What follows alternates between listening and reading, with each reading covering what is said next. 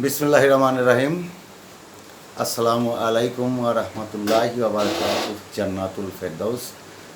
Dear viewers, fellow teachers, and also my beloved, sweet and cute learners, I hope you all are well by the grace of Almighty Allah. Dear learners, I would like to thanks and most welcome to you for being always with me and sharing with me always um, and of course you will be always with me. Okay, dear children, I would like to start our today's lessons, and my today's lessons is on uh, how we can identify or find out an adjective phrase and adjective clause from a sentence. আমরা আজকে যেটা করতে যাচ্ছি সেটা হচ্ছে যে কিভাবে একটা সেন্টেন্স থেকে অ্যাডজেক্টিভ ফ্রেজ এবং অ্যাডজেক্টিভ ক্লজ শনাক্ত করা যাবে। আমরা কিভাবে এটাকে আলাদা করতে পারবো, শনাক্ত করতে পারবো। তো সেই হিসাবটা আমরা আজকে দেখব। তাহলে বন্ধুরা বুঝতেই পারছো যে আমরা আজকে চলে যাচ্ছি অ্যাডজেক্টিভ ক্লজের এবং অ্যাডজেক্টিভ ফ্রেজ। দেখো, it has already been written on the board. You have seen already. Okay, dear children, adjective কি, অ্যাডজেক্টিভ ফ্রেজ কি, অ্যাডজেক্টিভ ক্লজ কি, আমরা সেটা যদি একটু জেনে নিই আগে। Before I start with on our today's lessons, follow me. Adjective আমরা জানি যে নাউন এবং প্রোনাউনকে যা মডিফাই করে, স্পষ্ট। তাহলে নাউন এবং প্রোনাউন মডিফাই করে এমন সব শব্দই হচ্ছে, পার্ট অফ স্পিচই হচ্ছে অ্যাডজেক্টিভ। এবং অবশ্যই এটা একটা সিঙ্গেল ওয়ার্ড হতে হবে।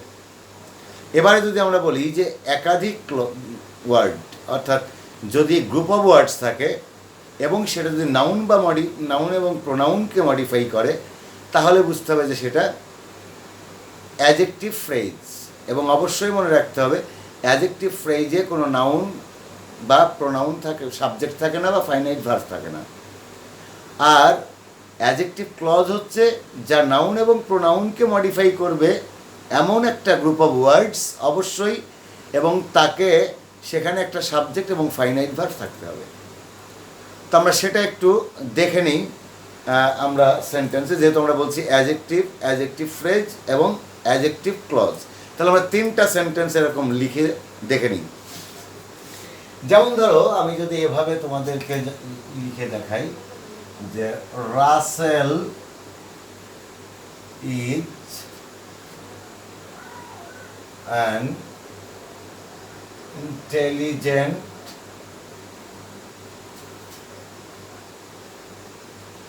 স্টুডেন্ট। খেয়াল করি আমি এই সাথে আরেকটি সেন্টেন্স তোমাদের এখানে লিখে দেখাই, যে যদি এইভাবে লিখতাম যে রাসেল ইজ আ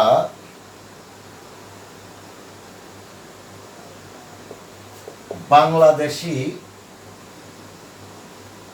ইন্টেলিজেন্ট অথবা মেরিটোরিয়াস, অনেস্ট, তুমি অনেক কিছু লিখতে পারো, ইন্টেলিজেন্ট স্টুডেন্ট।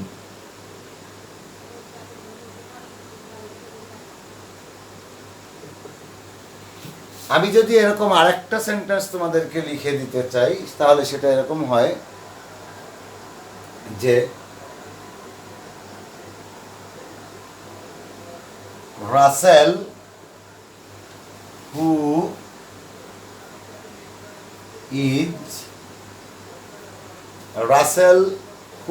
is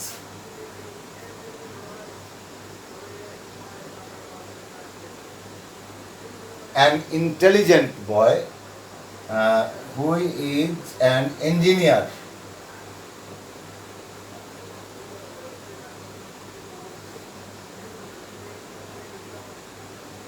ইজ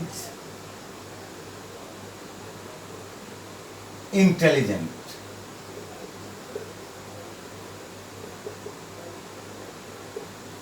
খেয়াল করি আমরা,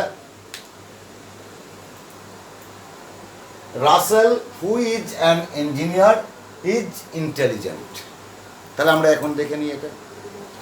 শুরুতে দেখি আমরা, Rasel is an intelligent student. এই ইন্টেলিজেন্ট এটা কাকে নির্দেশ করছে? অবশ্যই স্টুডেন্টকে। স্টুডেন্টটা কি? নাউন। তাহলে যেহেতু এটা নাউনকে মডিফাই করছে, ইন্ডিকেট করছে, সে কারণে এটা একটা অ্যাডজেক্টিভ। এবং আরও একটা বিষয় হচ্ছে যে এখানে এটা সিঙ্গেল ওয়ার্ড। তাহলে আমরা যদি বলি যে Rasel is an intelligent student বা student, intelligent man, intelligent person, intelligent boy, meritorious, good, honest, strong, এরকম তুমি অনেক অ্যাডজেক্টিভ ব্যবহার করতে পারবে। এখানে যে কোনো একটা অ্যাডজেক্টিভ বসায় দিলেই হবে। ব্রিলিয়ান্ট, তাই না? তাহলে আমরা যদি এখানে বলি ইন্টেলিজেন্ট, কাকে বোঝানো হচ্ছে? স্টুডেন্টকে। স্টুডেন্টটা কোন পার্ট অফ স্পিচ? নাউন। সুতরাং আমরা দেখতে পাচ্ছি যে ইন্টেলিজেন্ট নাউনকে মডিফাই করার কারণে এটা অ্যাডজেক্টিভ হয়ে গেল। আরও একটা কারণ রয়েছে, এখানে একটা সিঙ্গেল ওয়ার্ড, সুতরাং এটা অ্যাডজেক্টিভ। এবারে যদি আমি বলি যে Rasel is a Bangladeshi intelligent student, তাহলে আমরা দেখতে পাচ্ছি কি আমাদের লাস্ট যে ওয়ার্ডটা সেটা হচ্ছে একটা নাউন, স্টুডেন্ট। আবার এর আগে যেটা এটাকে মডিফাই করছে সেটা হচ্ছে কি অ্যাডজেক্টিভ, ইন্টেলিজেন্ট। এবং সেটা কোন আরও একটা অ্যাডজেক্টিভ এখানে যোগ হয়েছে, সেটা কি? অর্থাৎ বাংলাদেশি। বাংলাদেশ থাকলে কিন্তু নাউন হতো, যেহেতু বাংলাদেশি সে কারণে এটা একটা অ্যাডজেক্টিভ। এবং এই যে অ্যাডজেক্টিভ আমরা বলছি এইটা, এই অ্যাডজেক্টিভটা কি সিঙ্গেল ওয়ার্ড? অবশ্যই না, তাই না? তাহলে এই অ্যাডজেক্টিভটা সিঙ্গেল ওয়ার্ড নয়। তাহলে এটা একটা গ্রুপ অফ ওয়ার্ডস, অর্থাৎ টু আর মোর যদি থাকে তাহলে সেটা কি হয়ে যাবে? এ গ্রুপ অফ ওয়ার্ডস। আর সে কারণে এটা কি হচ্ছে? Adjective phrase. এখানে আমরা আরেকটা বিষয় খেয়াল করি যে এই জায়গায় দেখো কোনো সাবজেক্ট বা ফাইনাইট ভার্ব নাই। Bangladeshi adjective, intelligent adjective. তাহলে এখানে কি আমরা কোনো নাউন, সাবজেক্ট বা ফাইনাইট ভার্ব পেয়েছি? ঠিক ধরেছো, পাইনি। তার মানে এটা অ্যাডজেক্টিভ ফ্রেজ। তাহলে আমরা পার্থক্যটা দেখি। আবার আরেকটু দেখি, Rasel who is an engineer. তাহলে রাসেল যে একজন ইঞ্জিনিয়ার বা প্রকৌশলী, ইজ ইন্টেলিজেন্ট হয় বুদ্ধিমান। তাহলে সেই বুদ্ধিমান কে? রাসেল। রাসেল কি? হু ইজ অ্যান ইঞ্জিনিয়ার। তাহলে এই যে এটা কাকে মডিফাই করছে? এই ইঞ্জিনিয়ারকে রাসেল। তাহলে রাসেলকে মডিফাই করছে। আর রাসেলকে মডিফাই করার কারণে যেহেতু এটা নাউন, আর নাউনকে যা মডিফাই করে তাই হচ্ছে অ্যাডজেক্টিভ। আমাদের প্রথম পেলাম হচ্ছে অ্যাডজেক্টিভ। এবার আমরা দেখবো যে এর মধ্যে সাবজেক্ট এবং ফাইনাইট ভার্ব আছে কিনা। তাহলে এই যে রাসেল, এই যে হু, এই হু বলতে কাকে বোঝানো হয়েছে? রাসেলকে বোঝানো হয়েছে। তার মানে কি? Rasel is an engineer. আবার রাসেল ইজ অনেস্ট। এখানে একটা তোমার কমপ্লেক্স সেন্টেন্স এবং এটা সাবঅর্ডিনেট ক্লজ তৈরি হয়েছে। তো সেই কারণে এখন আমরা এই সেন্টেন্সকে আবার টার্ন করতে পারি, কিন্তু সিম্পলে করতে পারি। সেটা কিভাবে? রিলেটিভ প্রোনাউনটা উঠাই দিলে, যখন আমরা রিলেটিভ প্রোনাউন উঠাই দেবো তখন এই ভার্বের সাথে আইনজি যোগ করবো। অর্থাৎ Rasel being an engineer is intelligent, তখন কিন্তু আবার ওটা অ্যাডজেক্টিভ ফ্রেজ হয়ে যাবে।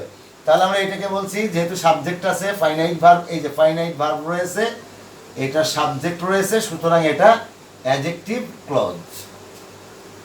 এখানে তোমাদের আমি যে কথাটা একটু আগে বললাম, আমি এই সেন্টেন্সটা যদি এইভাবে লিখি তাহলে অ্যাডজেক্টিভ ক্লজ হচ্ছে। তাহলে অ্যাডজেক্টিভ ক্লজ এবং অ্যাডজেক্টিভ ফ্রেজ আর অ্যাডজেক্টিভের মধ্যে পার্থক্যটা আমরা ফাইনালি দেখে নিই।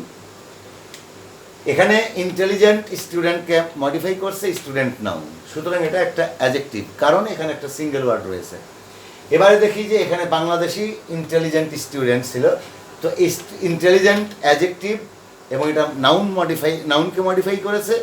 আর বাংলাদেশি এটাও একটা অ্যাডজেক্টিভ। তাহলে এই বাংলাদেশি ইন্টেলিজেন্ট, এইটা কিন্তু একটা গ্রুপ অফ ওয়ার্ডস এবং সেটা অ্যাডজেক্টিভের কাজ করছে, কারণ নাউনকে মডিফাই করছে, তাই এটা অ্যাডজেক্টিভ ফ্রেজ, কারণ এখানে কোনো সাবজেক্ট বা ফাইনাইট ভার্ব নাই। এবার আমরা এখানে দেখছি Rasel who is an engineer. এখানে এই যে হু ইজ অ্যান ইঞ্জিনিয়ার, এইটা হচ্ছে কাকে নির্দেশ করছে? রাসেলকে। রাসেলকে ইঞ্জিনিয়ার, তাহলে রাসেল ইজ ইন্টেলিজেন্ট। কে? হু ইজ অ্যান ইঞ্জিনিয়ার, যে একজন প্রকৌশলী। তাহলে আমরা দেখছি যে এটা যেহেতু নাউনকে মডিফাই করছে তাই এটা অ্যাডজেক্টিভ, প্রথম শর্ত। দ্বিতীয় হচ্ছে এখানে সাবজেক্ট আছে, ফাইনাইট ভার্ব আছে, তাই এটা অ্যাডজেক্টিভ ক্লজ।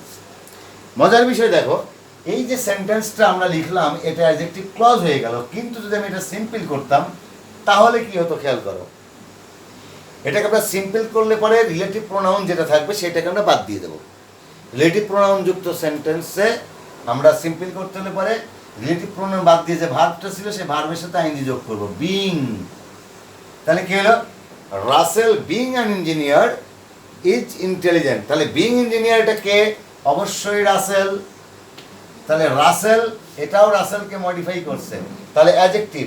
ঠিক আছে, এখন দেখি এই জায়গায় কোনো, প্রথমে অ্যাডজেক্টিভ হলো, এখন যদি দেখি এই জায়গায় অ্যাডজেক্টিভ সাবজেক্ট আছে নাকি? নাই। ফাইনাইট ভার্ব নাই, সুতরাং এটা অ্যাডজেক্টিভ ফ্রেজ, কারণ এটা গ্রুপ অফ ওয়ার্ডস রয়েছে। আশা করি বুঝতে পারছো। এবার আমি তোমাদের আরো কয়েকটি সেন্টেন্স লিখে দেখাই, সেটাকে কিভাবে আমরা ফাইন্ড আউট করতে পারি। এটাকে আরো ক্লিয়ার করার জন্য আমি তোমাদেরকে more examples I am going to write down on the board. এবং সেটা খেয়াল করো যে এই যে আমরা যদি এখানে বলতাম যে রাসেল হোম, এই যে আমি হোম দিয়েছি, তার মানে এটা কিন্তু objective pronoun. Objective, you called then, অর্থাৎ রাসেল যাকে তুমি তখন ডেকেছিলে, অথবা আমি যদি এই জায়গায় এইভাবে বলি যাকে তুমি এইভাবে দিই, ধরো একটা রাতুল বলে ডাকতে, Russel whom you called Ratul is my son. খেয়াল করো, তাহলে রাসেল তুমি যাকে রাতুল বলে ডাকতে সে আমার ছেলে বা সে আমার সন্তান। এখন এই যে আমি এখানে যেটা বলছি, এই যে হোম ইউ কল রাতুল, যাকে তুমি রাতুল বলে ডাকতে সে কে? রাসেল। রাসেলটা কোন পার্ট অফ স্পিচ? নাউন। যেহেতু এটা নাউনকে মডিফাই করেছে তাই এটা প্রথমে দেখি আমরা অ্যাডজেক্টিভ। এখন এই যে অ্যাডজেক্টিভ, এই অ্যাডজেক্টিভের পরে এখানে আমরা দেখছি যে সাবজেক্ট রয়েছে, একটা ফাইনাইট ভার্ব রয়েছে, তাহলে এটা অ্যাডজেক্টিভ ক্লজ। তার মানে কি রাসেল ইজ মাই সান, এটা ওকে, ঠিক আছে, কিন্তু তারপরে আমরা বলছি কি যাকে তুমি রাতুল বলে ডাকতে, তাকে তুমি রাতুল বলে ডাকতে সেই হচ্ছে আমার ছেলে। তার মানে এখানে রাসেল আর রাতুল কিন্তু same person, not different person share in the sentence, because Rasel আমার ছেলে, তুমি তাকে রাতুল বলে ডাকো, তুমি ডাকতে তাকে রাতুল বলে, অন্য কেউ না, বা আরও কেউ ডাকতে পারতো, সেটা আলাদা। তাহলে আমরা এটা দেখলাম। এবারে যদি আমি তোমাদেরকে দেখাই আরেকটু সেন্টেন্স লিখে, তাহলে আরো স্পষ্ট হয়ে যাবে।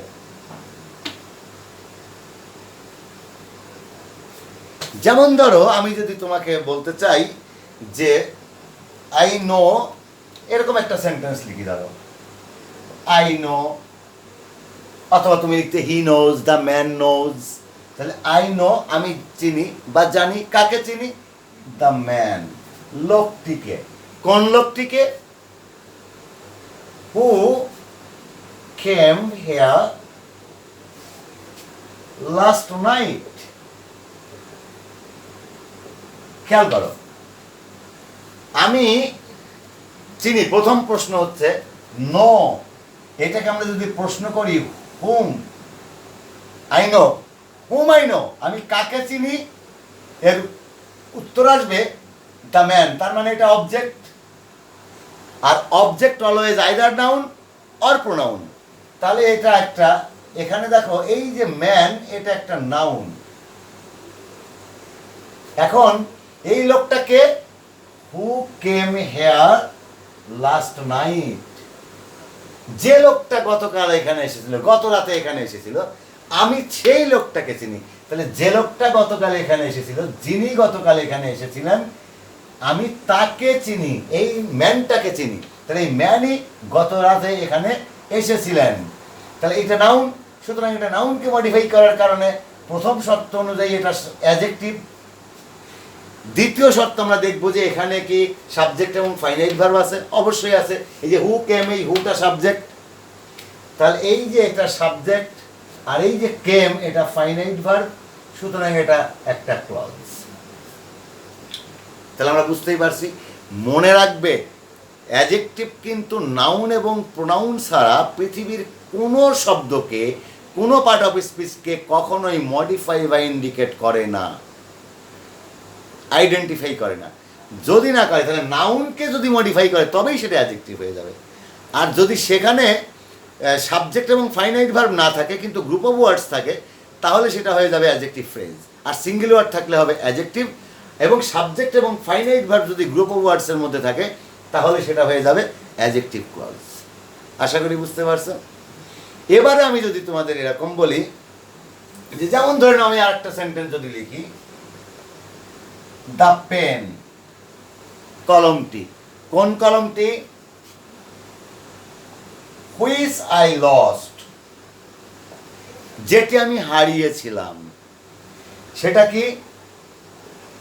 ওয়াজ red or white or blue, তুমি যে কোনো একটা কালার নাম লিখে দাও। ওয়াজ রেড ইন কালার, যেটা ছিল লাল রঙের। তাহলে আমরা দেখি এখানে তুমি ইজও ব্যবহার করতে পারতে, ওয়াজ বা ইজ যেটাই দাও, এটা ইজও দিতে পারতে তুমি। আমি এখানে পাস্ট টেন্স দিয়েছি অর্থ, কিন্তু এই জায়গায় এক্ষেত্রে তুমি ইজও ব্যবহার করতে পারবে। তাহলে আমরা দেখি এবার, দ্য পেন এটা অবশ্যই একটা নাউন, এই যে, তবে যেহেতু এটা the pen group of words রয়েছে তাই পুরোটা হচ্ছে নাউন ফ্রেজ। তো আমরা যেহেতু এখানে নাউন বা সাবজেক্ট আকারে বসছে, এবার দেখি কোন কলমটা? Which I lost, which I lost, যেটি আমি হারিয়েছিলাম। তাহলে যেটি কি হারিয়েছিলাম? এই কলমটি হারিয়েছিলাম। আর এই কলমটি কি? নাউন। সুতরাং যা নাউনকে মডিফাই করে সেটা অ্যাডজেক্টিভ, প্রথম কথা। এরপর দেখি এখানে সাবজেক্ট আছে কিনা, হুইচ আই লস্ট, তাহলে I subject, lost finite verb, সুতরাং এটা কি? ক্লজ। কি ক্লজ? Adjective clause. আশা করি বুঝতে পারছো। তাহলে আমি বলছি যে কলমটি আমি হারিয়েছিলাম সেটি লাল রঙের ছিল বা লাল রঙের। তাহলে এখানে মডিফাই করছে কাকে? অবশ্যই নাউনকে, তাই এটা অ্যাডজেক্টিভ। এবারে আমরা দেখে নিই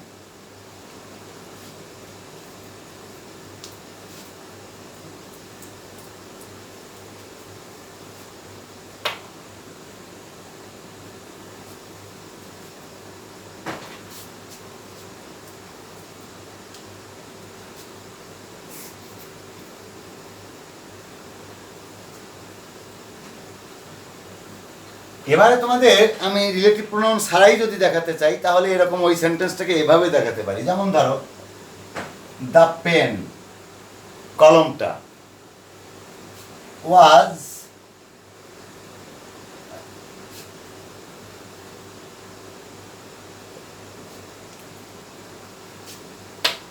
the pen I lost was, এখানে আমি ব্লু দিয়ে দিলাম বা রেড দিয়ে, আচ্ছা রেড দিই, যেহেতু আগে রেড দিয়েছি তাই রেড লিখি, রেড ইন কালার।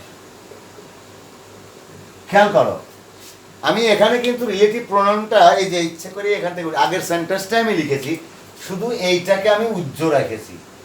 কি? হুইচ, যা আমি হারিয়েছিলাম।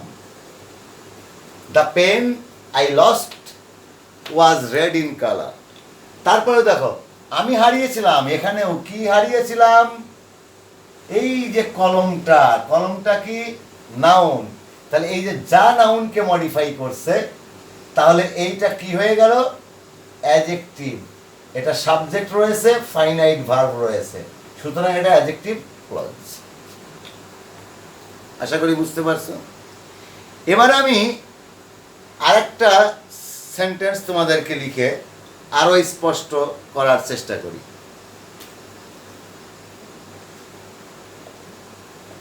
ধরো তোমার হাতে আমি একটা কলম দেখলাম, তাই না? আমি এই কলম দিয়েই যেহেতু লিখছি, তাহলে আবারও কলম দিয়েই লিখি। আমি তোমার হাতে একটা কলম দেখছি, অথবা একটা বই দেখছি ধরে নাও, অথবা একটা ডিকশনারি দেখছি। তা আমি তখন তোমাকে কি বলছি? আমি তোমাকে বলছি দিস ইজ দ্য পেন লিখতে পারো, বুক লিখতে পারো, বা নোভেল লিখতে পারো, উপন্যাস, অথবা ডিকশনারি লিখতে পারো,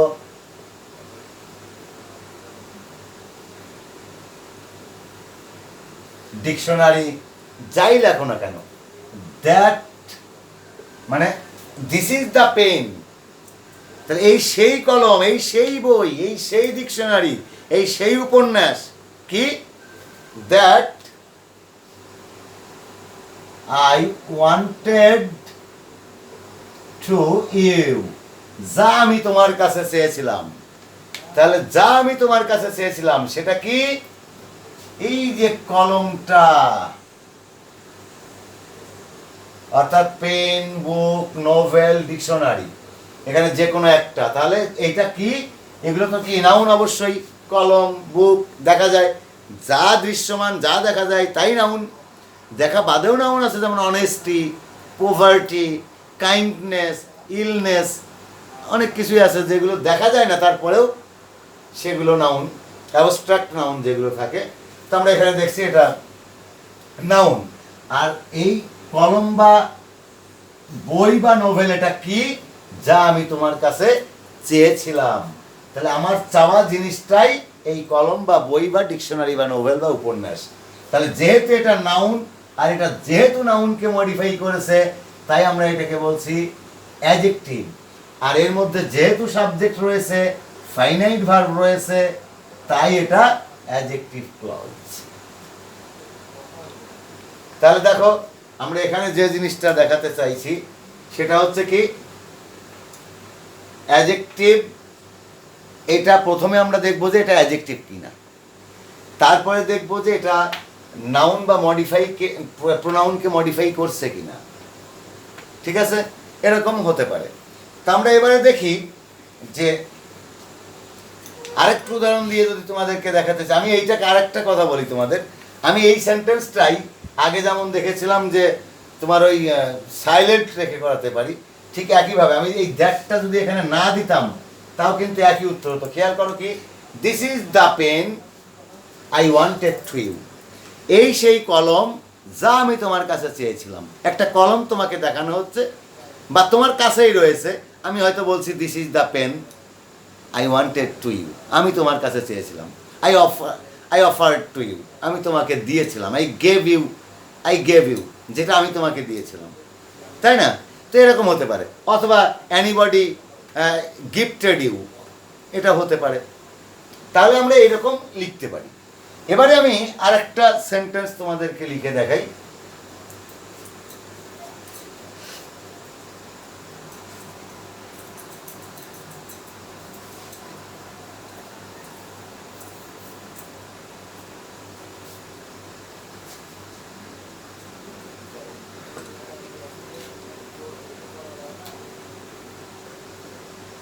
ধরে নাও আমি এরকম একটা সেন্টেন্স দিলাম। তোমরা হয়তো কোথাও বেড়াতে গিয়েছিলে, শহরে যাওয়ার পরে বললে যে আমরা অমুক জায়গায় বেড়াতে গিয়েছিলাম, XYZ একটা জায়গার নাম বললো।